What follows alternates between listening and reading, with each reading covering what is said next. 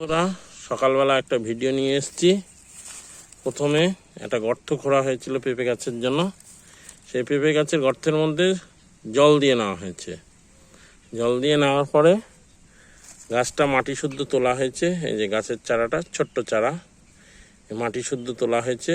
এবার এই যে জলের মধ্যে যাতে মাটিটা ভেতর দিক দিয়ে জল পায়, এর জন্য এই গাছটাকে বসিয়ে দিয়ে জলের মধ্যে তারপরে চারিধার দিয়ে মাটি দিয়ে শক্ত করে বেঁধে দেওয়া হচ্ছে, যাতে গাছটা ভেতর থেকে জল পায়।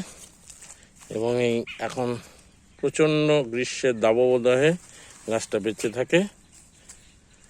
আর উপর দিয়ে এরকম করে ছড়িয়ে ছড়িয়ে জল দেওয়া হচ্ছে। পেঁপে গাছটা বেঁচে গেলে পরে ভিডিও নিয়ে আসবো, দেখবেন পেঁপে গাছে কিভাবে ফলন এবং কিভাবে যত্ন করা হয়। এই যে এরমভাবে উপর দিয়ে জল দিয়ে দেওয়া হচ্ছে পেঁপে গাছটায় জল দিয়ে রাখা হচ্ছে উপর দিয়ে। এই যে পেঁপে গাছের চারাগুলো বসানো হয়েছে এই একই পদ্ধতিতে, দিয়ে এই উপর দিয়ে একটু একটু করে জল দিয়ে দেওয়া হচ্ছে ছিটিয়ে, এবং ভেতরে জল পেয়েছে যাতে গাছগুলো বেঁচে যায়। এখন প্রখর গ্রীষ্মের দাবদাহ, এই যে জলগুলোর ওপরের মাটি ভেজা নেই, কিন্তু ভেতরের মাটিটা ভেজা আছে।